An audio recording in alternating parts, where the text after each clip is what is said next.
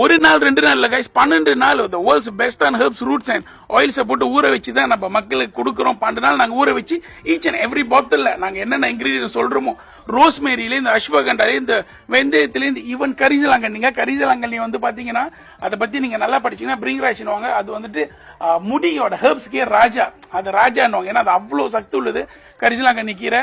So அது மட்டும் இல்ல, எல்மண்ட்ல இருந்து நிறைய இன்கிரீடியன்ஸ் நீங்க எங்க பாட்டிலே பார்க்கலாம். நான் அந்த ஜஸ்ட் ஒரு 7 டிராப் தான் நீங்க பெர் செஷன் யூஸ் பண்ணோம்.